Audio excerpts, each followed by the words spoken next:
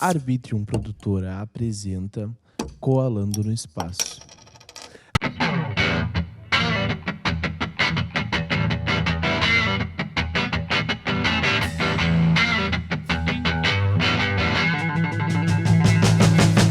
E aí, galera, tudo bem com vocês? Eu sou o Will e estamos começando mais um episódio do podcast Colando no Espaço, aquele podcast onde eu vou até a tua casa, pode ser pessoalmente ou via internet, tanto faz, porque as duas dão do mesmo jeito.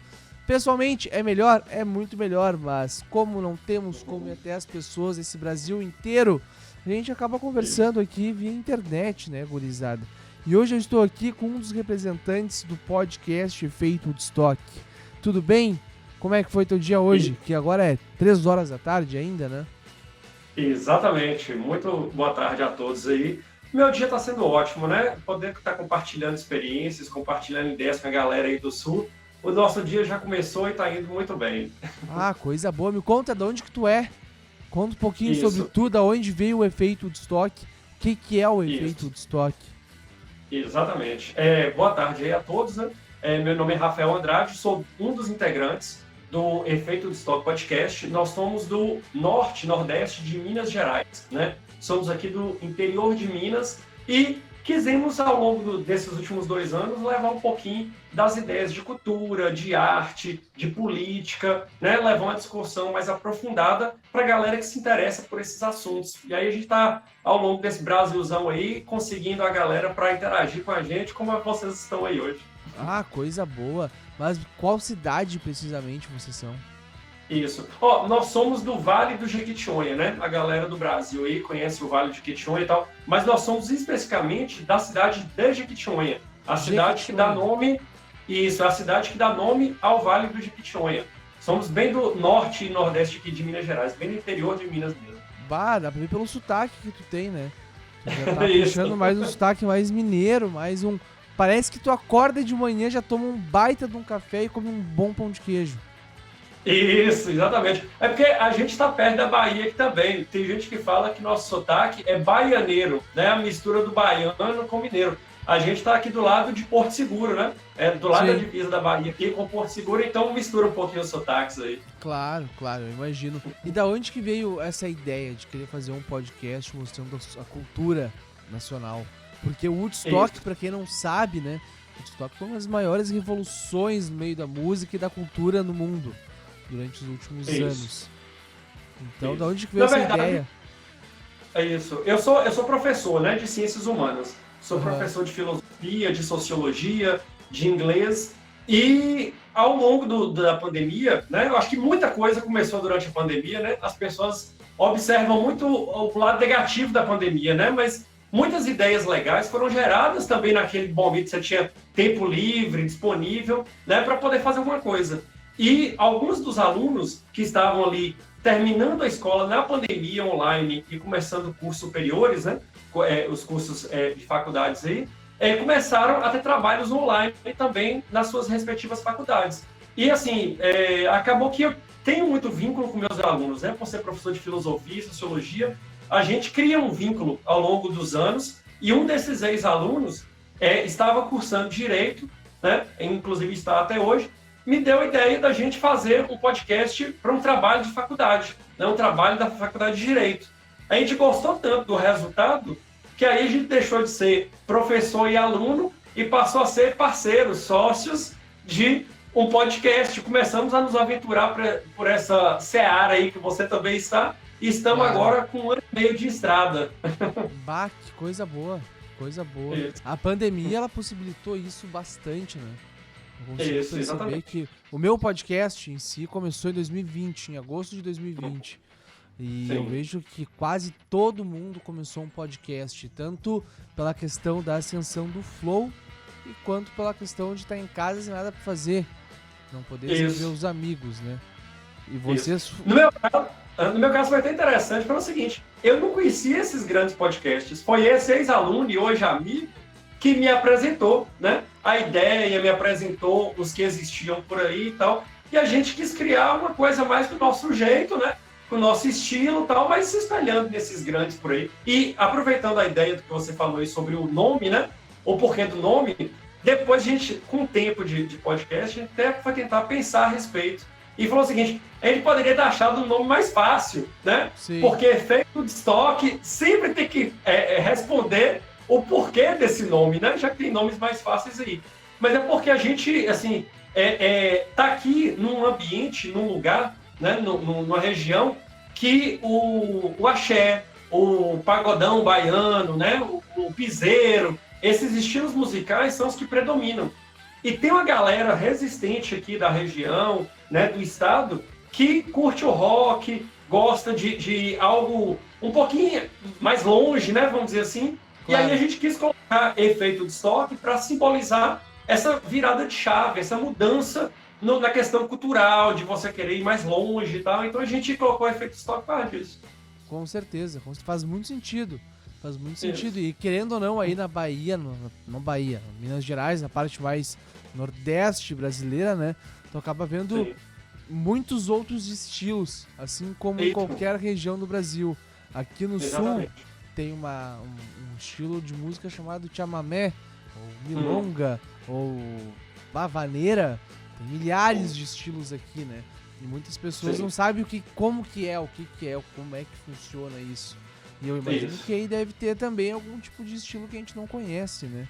Isso, que não é próximo. Inclusive, assim, quem gosta de rock, o pop rock nacional e tal, pessoas que estão ali dos 40 e poucos anos para baixo, essa galera toda se inspirou no pessoal do Sul aí, né? E Nenhum de Nós, Engenheiros do Havaí, todo mundo que era adolescente no final dos anos 90, começo dos anos 2000, e se espelhou muito nas ideias desses artistas do Rio Grande do Sul para formar sua identidade. Claro, e também tem. Agora a gente tá pegando uma área, uma vibe mais sociologia nesse papo que eu vou te dar agora, porque cai num lado assim, ó, quando a gente fala sobre o rock gaúcho, né? Existe pelo menos aqui dentro do Rio Grande do Sul, existem bandas que nasceram aqui e não saíram daqui. Só ficaram aqui. Elas vivem dos shows do Rio Grande do Sul. Então elas fazem a festa da uva, fazem a festa do chimarrão, fazem a festa da rapadura, entendeu? Eles ficam só aqui no Rio Grande do Sul e eles conseguem tirar o sustento.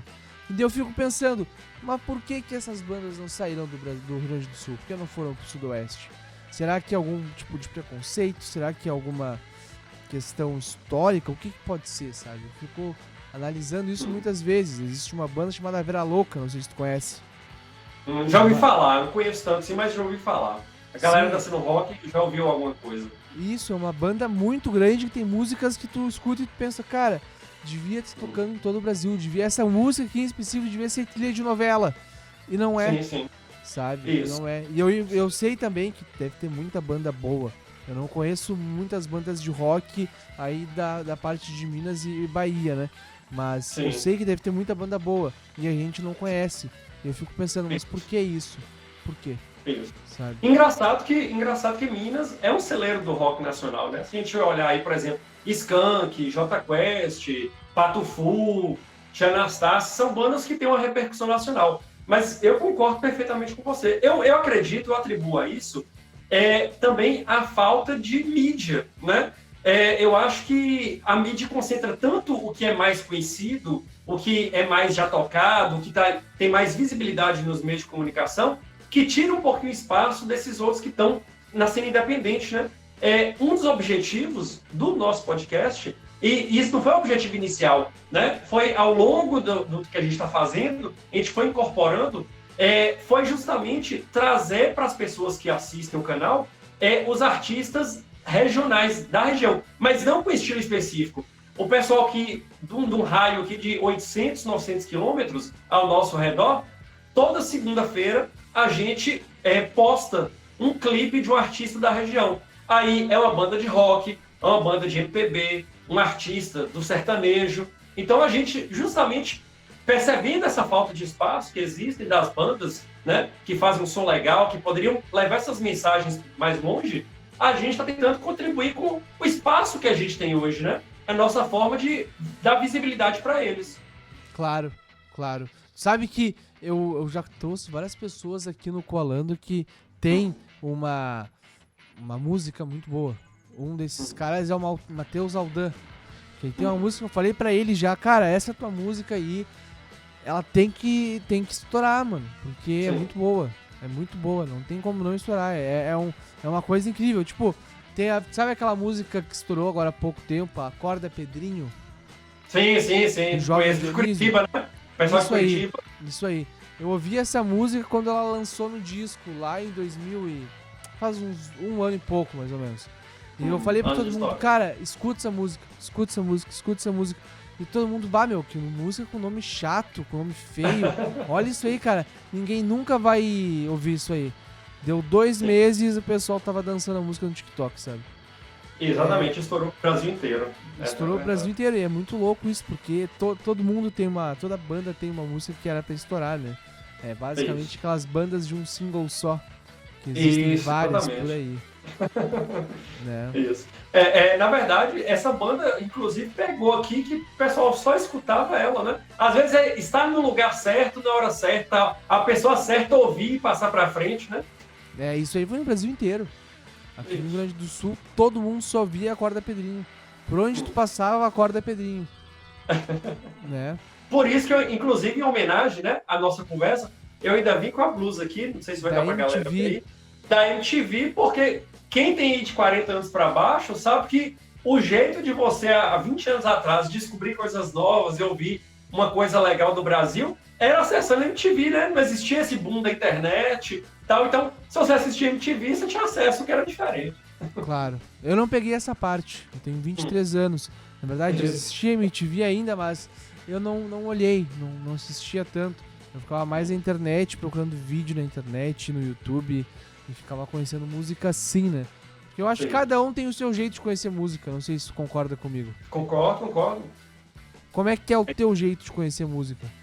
Olha, por ser professor de filosofia e sociologia, eu acabo conversando com todo mundo, falando que eu convivo mais com jovens do que com adultos, né?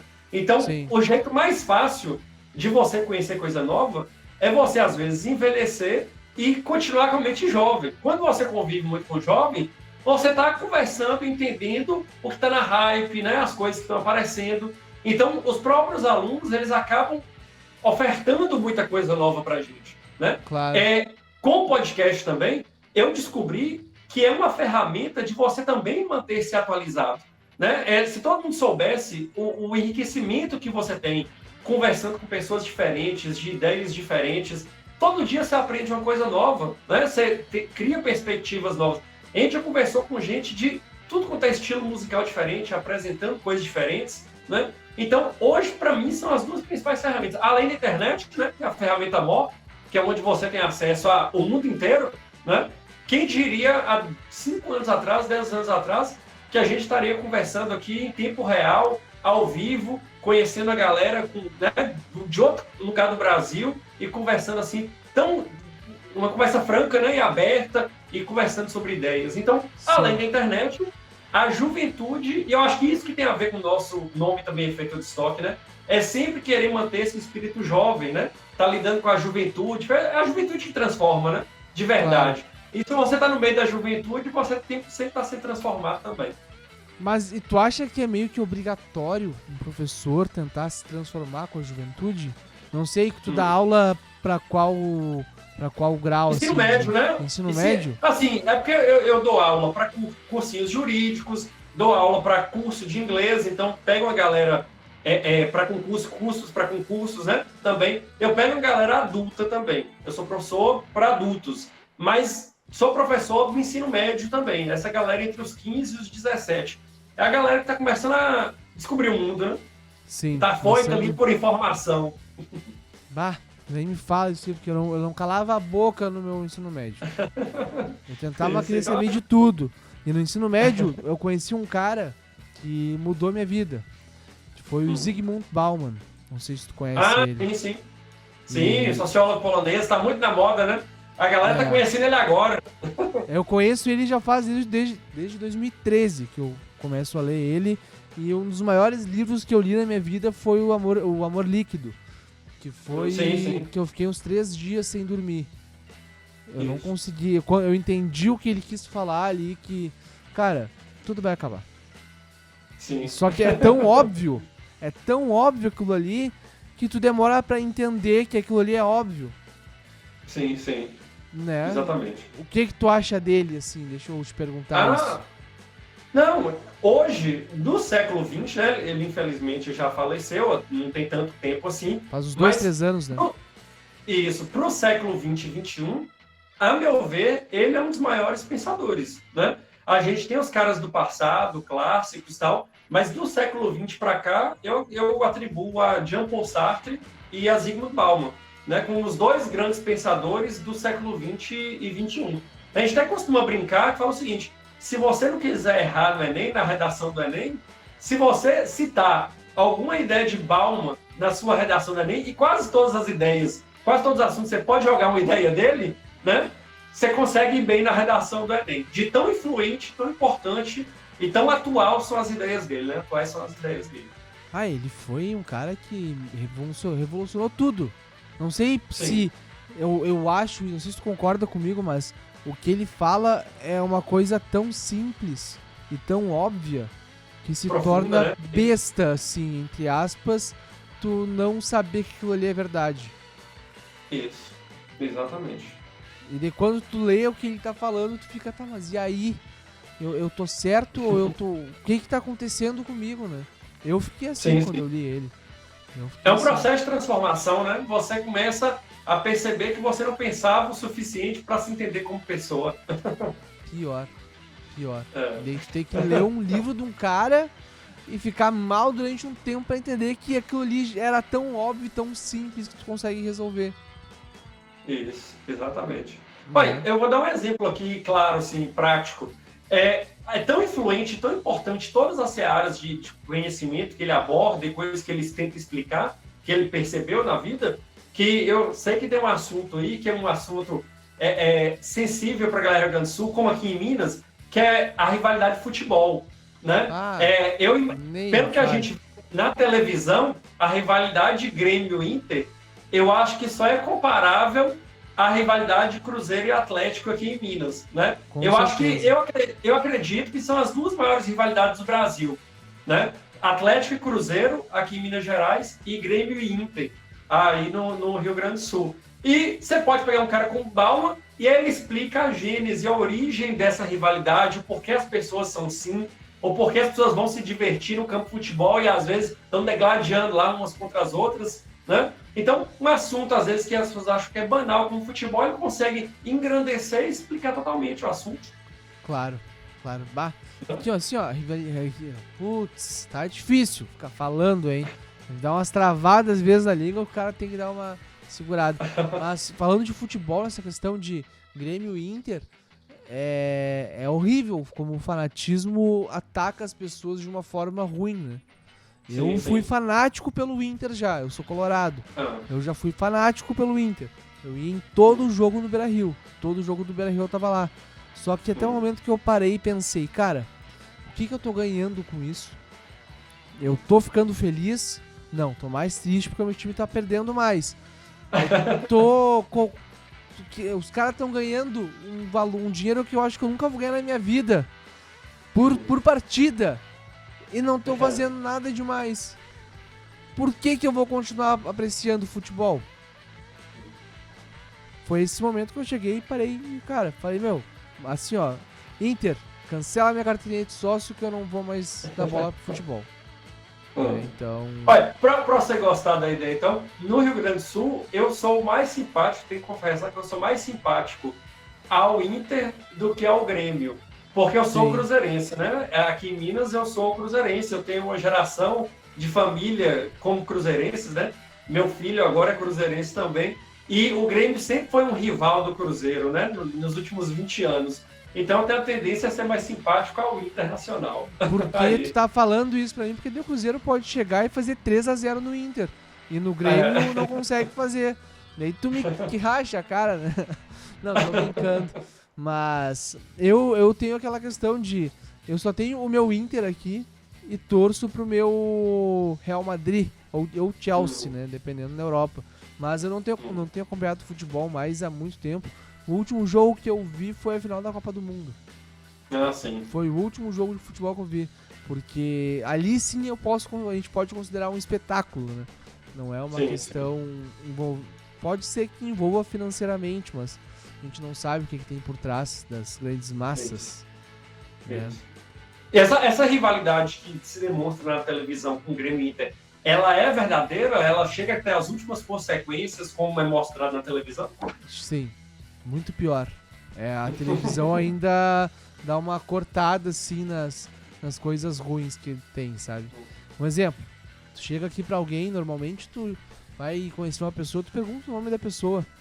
Primeira coisa que perguntam aqui no estado é se tu é colorado ou gremista.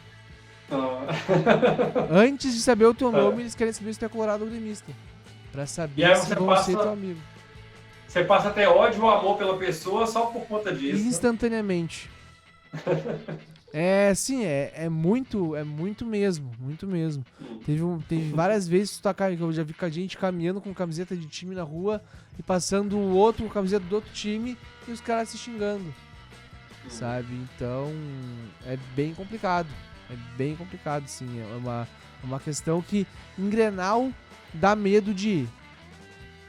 Dá medo de ir, ainda mais com criança. Se tu quiser ir no Grenal, tu tem que ir num camarote se tu vai com criança, pra não ter problema. Sim. Mas igual, o problema é tu sair na rua com a criança ali, sempre tem briga.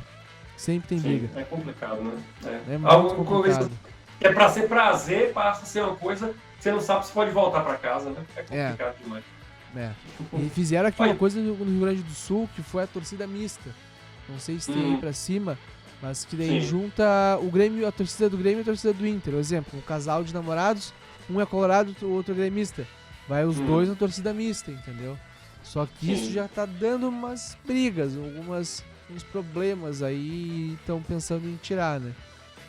Sim. Não, aqui nem pensaram ainda em fazer isso, não. Aqui, inclusive, durante muitos anos, tá tendo jogo em Cruzeiro Atlético de torcida única, né?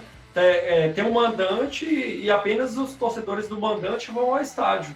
Agora começou, depois de muitos anos, de muita confusão, mortes e tudo mais, começou a ter o processo de 90% dessas. Se o time é mandante, tem 90% de torcida do mandante e 10% do visitante. Né? Mas mesmo assim... Mas daí tu ir 10% do teu time ali, meu Deus do céu. Não dá, né? É pedir pra querer morrer, né? Pra pensar. Né? É complicado. Eu queria aproveitar e te fazer uma pergunta. Né? Já que a gente está nesse intercâmbio Rio Grande do Sul, Minas Gerais, né? Quando eu falei com alguns dos nossos inscritos, dos nossos seguidores, que a gente ia conversar com a galera do Rio Grande do Sul, veio um assunto que a galera queria muito conhecer, né? A galera vai assistir aí nosso episódio e tudo mais, né? Vai conhecer o canal do Koalando do Espaço.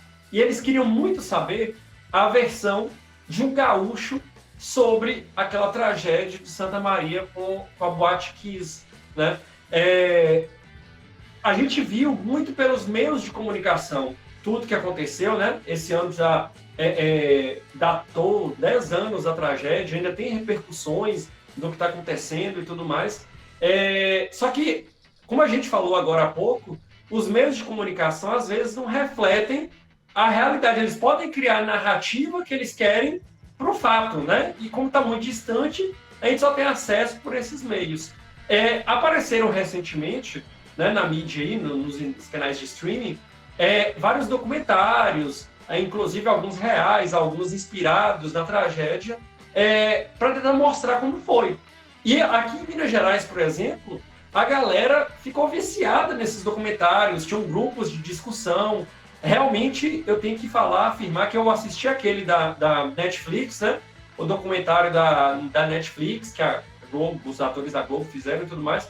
E, assim, eu particularmente, que me considero uma pessoa informada, eu não tinha noção de todo aquele desenrolar depois da situação. Os pais serem processados, serem julgados, pessoas do alto escalão, né, público, estarem acobertando algumas coisas. E aí, todo mundo que sabia que a gente ia falar com vocês hoje, queria ver um relato e opinião de um gaúcho sobre essa questão da tragédia. Tá, vamos lá. Primeiro, faz 10 anos que tu falou, né?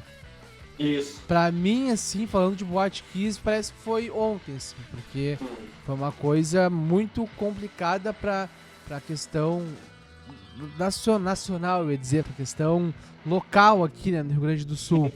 Porque nacional também, porque todo mundo ficou chocado com o que aconteceu.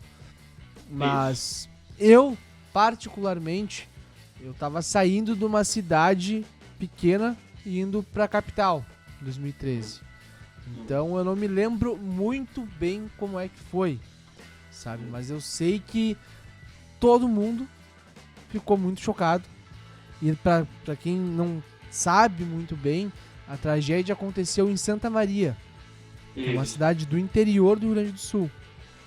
Então lá tu acaba tendo um sotaque mais puxado, tu acaba tendo pessoas que se conhecem, sabe? Uma cidade pequena, eu acho que no Brasil inteiro é assim, todo mundo se conhece, a fofoca rola solta.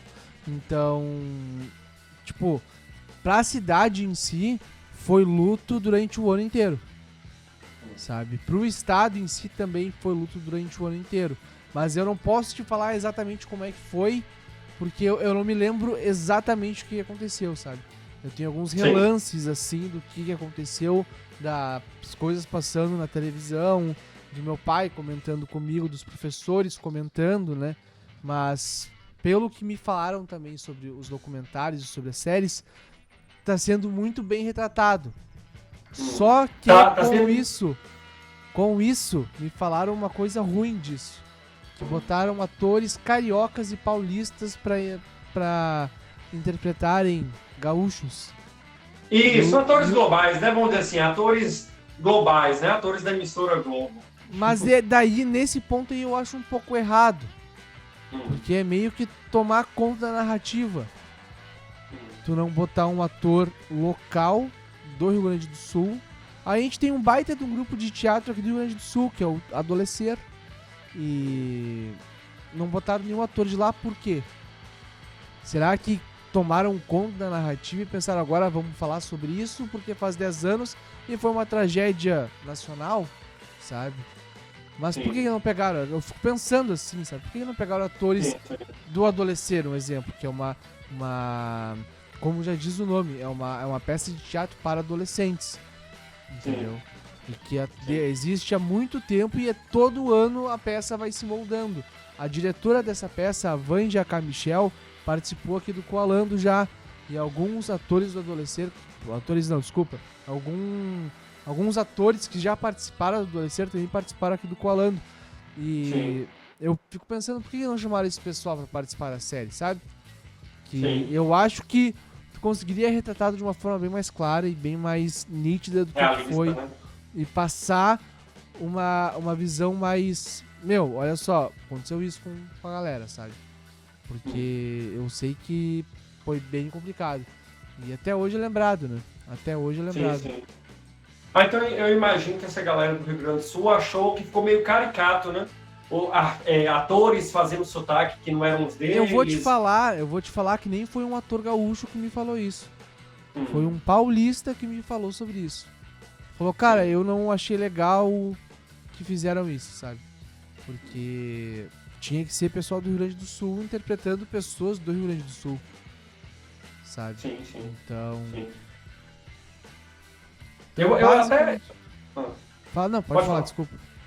Não, porque assim, eu até vi um movimento na internet falando que as famílias iriam processar os produtores desse documentário, que foi com atores, não foi o documentário real, porque acharam que estava meio caricato e tal. Eu vi alguma coisa dessa na internet, que eles iam processar a Netflix por conta desse caricaturismo, né? Sim. De colocar atores com uma temática um pouco diferente, né? É, assim, uma cena... Porque, assim, eu, na época, me choquei e tal, mas está muito distante da gente, né? Você vê uma tragédia de longe, é diferente. Só um repórter, né? Tem um repórter ali na frente da boate, contando as estatísticas, né? Apenas falando do que está desenrolando é uma coisa.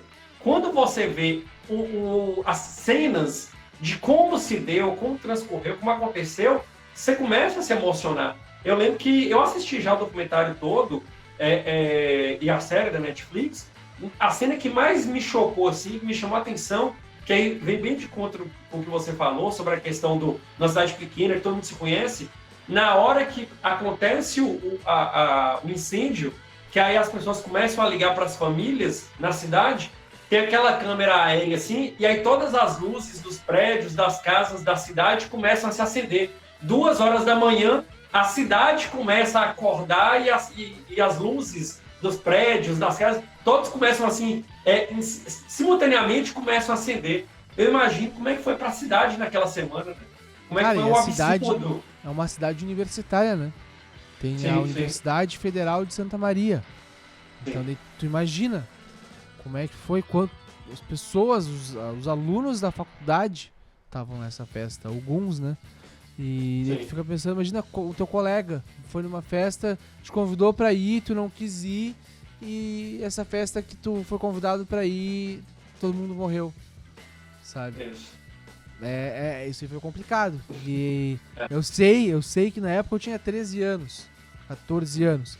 Mas eu sei que na época o pessoal ficou falando que, cara, não vamos em festa mais. Até em festa de 15 anos não quiseram fazer por causa dessa questão, né? Isso Então foi um trauma de verdade, né? Existiu um trauma na cabeça das pessoas. Existiu no Rio Grande do Sul inteiro, existiu sim. Existiu um trauma porque é aquilo, tu fica inseguro de ir numa festa, né? Sim, Uma sim. festa que é um lugar pra tu se divertir, tu pode não sair de lá. É uma Sim, coisa, ficou uma coisa bem complicada, bem complicada. Até hoje é assim, né? Sim. Até hoje, até mesmo com o Covid, tu pode ver todo o trauma que dá numa sociedade, a sociedade tenta se fazer o contraveneno. Isso, O que seria o contraveneno hoje em dia do Covid? É tu chegar em casa e lavar as mãos. Quase 90% das pessoas não Automático. faziam. 90% das pessoas não faziam isso. Chegar em casa e Sim. lavar as mãos, que é o mais simples, né? Tirar os tênis antes de entrar em casa. Quase ninguém Isso. fazia isso. Daí hoje em dia tu vê, todo mundo chega em casa, vai lavar as mãos. Todo mundo chega em casa e vai passar álcool em gel. Álcool em gel. Passar álcool nas compras. Né? E isso não era feito antes. A mesma coisa hoje em dia numa festa, que no Rio Grande do Sul tu vai numa festa e tu já fica, onde é que tem saída de emergência? É muito pequeno aqui, vou ficar mais perto da porta, sabe? Tu fica tendo esses toques, assim, pelo menos pra quem viveu aqui. Sim, sim. Não, e eu fico imaginando como é que é para todo mundo receber essas informações novamente, né? Porque isso vira uma ferida. E eu não sei se você viu, não sei se você viu, mas ganhou repercussão nacional na semana passada, uma banda lá do norte do Brasil, se eu não me engano foi em Roraima, uma banda estava fazendo uma festa, estava participando de uma festa, tinha um aniversário na festa, e aí o cantor tava com aqueles mesmos fogos, o vocalista da banda, tava com aqueles mesmos fogos que foram acionados na boate. E aí, na hora os fogos foram acionados, na hora do parabéns. Ele tava cantando parabéns, a música era parabéns, e ele falou, alô, Boate Kiss, na hora dos parabéns com os fogos, né? Ganhou a repercussão, não sei se o pessoal aí todo viu, ganhou uma repercussão nacional grande essa situação da banda, né? A banda começou a sofrer ameaças na internet e tal, porque o pessoal não entende como é que tem gente que ainda faz piada de mau gosto, assim, né? Com uma situação tão grave. Sim, mesma coisa eu fazer piada com o que aconteceu, acho que foi em Minas, com o negócio de Varginha, não? Isso, Varginha, o que é famoso é o ET, né? O ET de Varginha. Sim, não foi Varginha, mas teve alguma a tragédia da Vale, isso lá em Brumadinho. Isso aí. Isso foi da usina lá, né? Da terra, né? Isso. Deslizamento de terra. Mesma coisa eu fiz uma piada com isso, sabe? Isso. Não tem por que fazer piada com essas coisas. A galera tem que entender que humor não tem limite, mas tem coisas que tu não pode fazer piada, mesmo. Sim. Né? Isso. Mas enfim, vamos indo pra nossa reta final. Eu quero saber de ti, o que tu espera pra esse ano de 2023? Ah, sim. Olha, tem umas perspectivas os mais positivas possíveis, né? Eu, como professor de filosofia, de sociologia, eu sempre espero o melhor, né? Então, assim, para a questão do mundo, eu acho que o mundo tem que seguir em frente, parar de pensar em guerra de Ucrânia e Rússia, tentar resolver rápido, né? Eu acho que a gente tem mais problemas em comum, porque se a gente pega a questão mundial, a questão brasileira, a questão regional, nossa, a de vocês aí do Rio Grande do Sul, da gente de Minas Gerais, a gente tem mais temas em comuns para resolver e problemas em comum do que coisas que nos separam. Então eu acho que está na hora das pessoas pararem acho que a palavra certa para definir a esperança que eu tenho para 2023 é acabar com uma palavra que está muito na moda, e não sei se vocês usam muito no Rio Grande do Sul, mas aqui a gente usa muito, que é polarização, né? Sim. As pessoas estão ficando cada vez mais radicais, não estão querendo se entender, não estão querendo ouvir o outro, aquela famosa dialética grega, né? As pessoas esqueceram o que é diálogo, né? E um dos focos, um dos baluartes do nosso podcast é o diálogo, é a dialética, é dar oportunidade para o outro ser ouvido, Com né? certeza. Que as várias ideias sejam discutidas. E eu até queria falar sobre isso, tocar nesse ponto, porque eu acho que um dos maiores desafios para todos os podcasts no ano 2023 é lidar com a polarização, né? Porque chegou um ponto, à medida que você vai crescendo, né?